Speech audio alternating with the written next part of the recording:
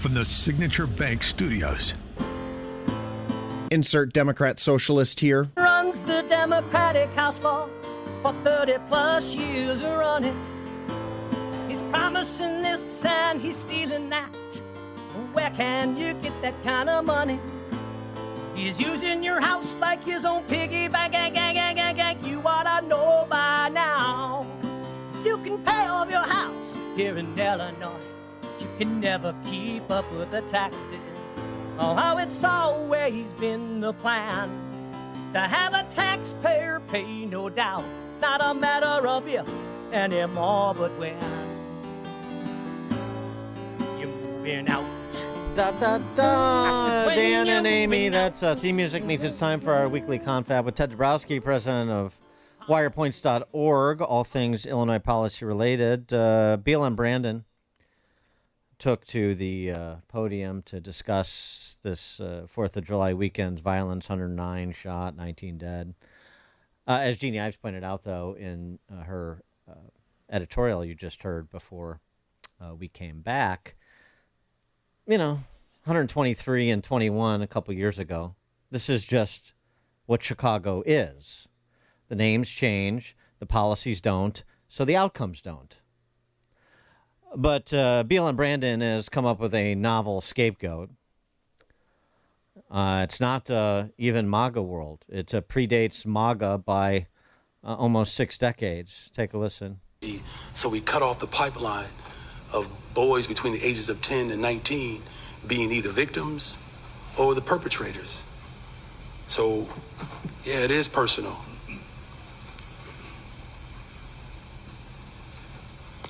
Black death has been unfortunately accepted in this country for a very long time. We had a chance 60 years ago to get at the root causes, and people mocked President Johnson. And we ended up with Richard Nixon. I'm going to work hard every day to transform this city. That's what it takes to build a better, stronger, safer Chicago, and I need everybody to step up. The headline there, I know everybody's going to focus on his blaming Nixon and sort of glossing over the fact that whatever ridicule LBJ endured, the Great Society took place, was passed. We spent $35 trillion in transfer payments over the last 6 years, but I digress. The headline from that statement, in my view, should be this. Mayor tells law-abiding black residents, there's nothing I can do to protect you. Because that's what he's saying. When you make those sorts of excuses and you invent those sorts of boogeymen, you're saying, I give up. And that's what people should take away from it. That's what should be pressed, the messaging against BLM Brandon's sophistry, if I were in charge of anything other than being a co-host on this program. But I'm not. Well, also Richard Nixon Foundation, they've responded. Mayor, yeah, he's dead, but someone's still defending him. Mayor Johnson's reference to President Nixon is gratuitous, and the facts are not on his side. And his characterization of Richard Nixon and the Nixon administration's civil rights records. Whatever. I mean, it's undignified to even engage in a conversation with a silly kid like Brandon Johnson. The key is to make sure people understand what the takeaway should be. And the takeaway is he is telling you, this is what should be said to black residents. He is telling you on the south and west sides, there is nothing he is going to do to protect you. He doesn't have plans. He has excuses. So he'll give you a little bit more government cheese, and hopefully you'll get to spend it before you're violated. That's what you should understand about living in Chicago. For more on this, Ted Dabrowski, thanks for joining us. Appreciate it. Good morning, Dan. Good morning, Amy. Your reaction to, from a policy wonk perspective, to the response to the weekend's violence? Well, I think you're right, Dan. He's effectively saying there's not much he can do. He'll come around and say we need more money, more violence prevention programs to build that better, stronger, safer Chicago. But what you don't hear as well, and I would add this to what people should know. They should know he's not going to do anything, but they should also know what he's not doing. As much as he can say he's going to do things, he's not talking about a higher arrest rate, right? We've talked about this ad nauseum. arrest rates for all these crimes 5%. Why isn't he pushing for a high arrest rate and for everything, whatever that means to get the arrest rates higher? He's not pushing Kim Foxx for more prosecutions of these bad guys, because these are the bad guys that turn around and kill black people. He's not pushing for stronger sentencing. He's not pushing for tougher. Let's call it like on these felony thefts, right? Let's bring that felony theft threshold to $300, not $1,000. He's not pushing for any of that, and everybody should know that. And I doubt most people don't know that. What they only hear is that it's Nixon's fault and it's the disinvestment. They hear that over and over, and that's what's getting the people. They need to hear that. We're losing the information war, right? And that's really what happens. That's why you have to synthesize it. This is translate political speak to human being speak. Gary and Gatewood, who's the deputy mayor. You look at work like treatment, not trauma. You look at guaranteed basic income. You look at the wraparound support we will get, and so on and so forth. UBI, more government cheese, this and that. But again, just understand they have abdicated any interest or responsibility for your public safety.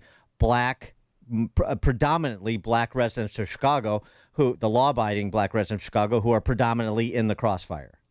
Yeah, I can't control the streets anymore, so that's it. Basically, is what he's saying. Yeah, I'll give you cash instead of safety. I'll give you other people's money instead of safety. Is that good enough? And a lot of people will say yes. Yeah, well, yeah, that's true. Now, here's another thing he said. Right, he says, you don't hear him say this often. He says, I'm going to bring justice to what happened over the weekend. That's again a bad statement. He doesn't talk about deterrence at all. Right, it's all about we're going to get the people back for what they did. But they never do, of course. But I think your point is right. Distilling it down to the bottom line is that we've lost control of the streets, and there's not much I can do about it except for give you a little cash. And by the way, I know were references made to state and federal support. So somebody, if there again was any opposition to the political ruling class here, somebody might force Jelly Belly to wade into this in a way that he doesn't want to. He tries to steer as clear of all things Chicago, not named the Democrat National Convention, as possible. Yeah, he doesn't want to touch this stuff. He's smart about that. He lets Johnson own this whole thing. A great governor would step in and call for some of the things we talked about. There's just so much that could be done on the deterrence. It doesn't solve the long-term problems that we have, but it certainly would solve the short and medium-term problems of getting deterrence up. But again, Pritzker wanted Safety Act, so he's not the right guy to stand in and help Johnson. He's actually created some of the policies that lets Johnson sink even faster. And he's having a press conference today, and I wonder if anyone's going to even bring it up, even ask him about it. Well, the other Governor Pritzker. Well, the other thing too for both of these cads in high office in Illinois, if you want to go back and do this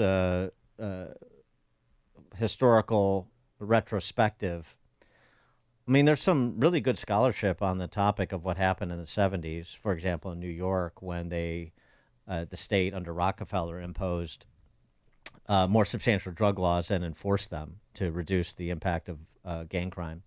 And Michael Javen Fortner, who we've had on the show, is a black academic. He's written a book about it called The Black Silent Majority. And he tells the accurate story as opposed to this, race hustling, revisionist history that you get from frauds like Brandon Johnson. And to call him a fraud is to say there's something purposeful about it. He doesn't even know what he doesn't know. But Fortner makes the point it was black families in those crime-ridden neighborhoods in New York City that pressed Rockefeller. Rockefeller didn't come in as the white savior. He was supposed to say, where's the governor to do something to help us and to give us the public safety that we should expect? So, to some extent, we're always looking at this in terms of who's going to intervene and who's going to intervene. As long as I said this yesterday, as long as black families, so many of them, are willing to prostitute themselves to the government, to the Democrat Socialist Party, willing to be bought off with a little bit more government cheese, the politicians, that they represent them at the ward level, at the legislative level too.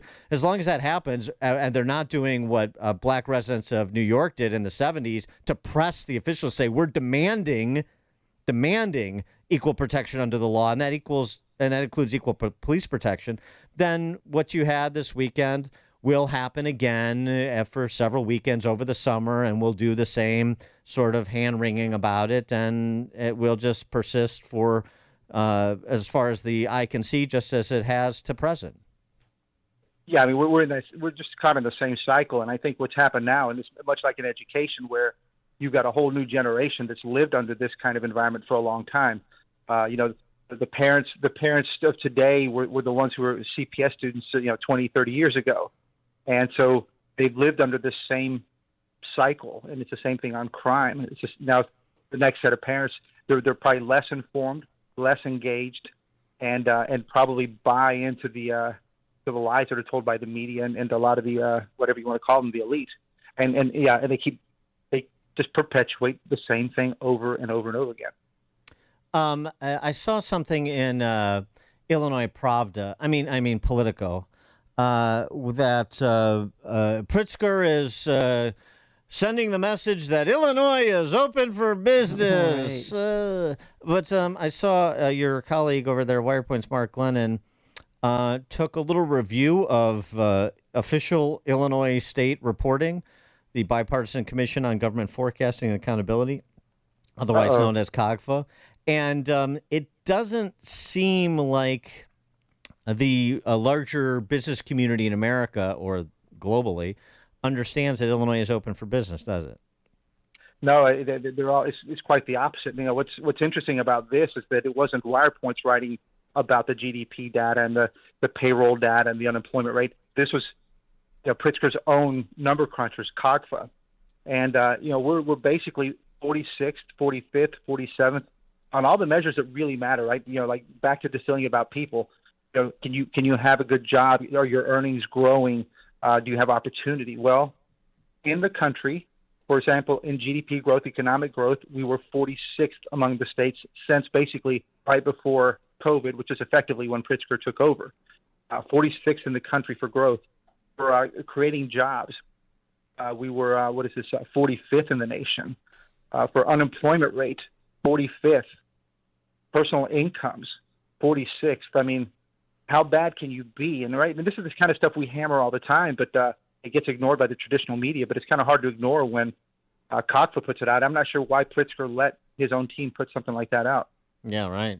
I must have big slip up. They must have seen an accomplishment in there somewhere. I don't know. Or slipped by the goalie while he was trying to position himself for the presidency, trying to scale this wonderful success nationally. Yeah, and I do say scale purposefully. Scale. Yeah, and this all ties into the out-migration data we released last week. I mean, it's all the same stuff, right? It's wonky data policy stuff, but in the end, low incomes, low job opportunities, high taxes lead to, well, I got to go to Florida, I got to go to Texas, I got to go to Tennessee because, frankly, they pay more there, the taxes are lower, and I have more opportunity. I saw something going on here. I don't. I'm a bit confused. No, not really. Lightfoot leftover. Ooh fighting that? Words from the Chicago Teachers Union in the direction of CPS stooge / CEO Pedro Martinez. They're not happy with CPS stooge Pedro Martinez's disposition with respect to those contract negotiations advertised by Stacey Davis Gates that are public and are supposed to be public in nature. The public prosecution of the case for $50 billion, according to Stacey Davis Gates. Jackson Potter, who is a card-carrying communist, part of us raising concerns in an animated and sharp way right now, Lightfoot leftover. There's more where that came from, pal. Part of us raising our concerns in an animated and sharp way right now is because we want to do everything in our power to avoid any kind of impasse. Oh, golly, please tell me that CPS and CTU and City Hall will get along. For the kids, Ted, we can't have another strike. We need the kids in school, Ted. Unless there's a flu virus or something. Yeah, well, this is going to be interesting how it works, right? Because if the CTU strikes are striking on Johnson, of course, Johnson's going to, in theory, have an approval of that. So it's all going to be, I guess, a performative show because they're negotiating with each other. They're at the table together, and there's no real taxpayer there. There's no other at the table. So we'll have to see how that plays out. And I think what's interesting is pensions is one of the big things now that they're going to fight over. We talk about performative. Yeah, well, we had the COVID money cover up the pension stuff. Nobody talked about pensions for 3 years. And here we go again. We're about to start over again because those big bills are sitting right there waiting to be paid. Yeah, let's just not talk about it. Yeah. How much do they want? $50 billion in 3 cents. Yeah. So what? Let's not talk about pensions for another 3 years and just see if it solves itself. What do you say? It'll go away. All right, very good. We got another public policy solution. Ted Dabrowski, President, Wirepoints, wirepoints.org, all things Illinois policy related. Thanks, Ted. Thank you, guys.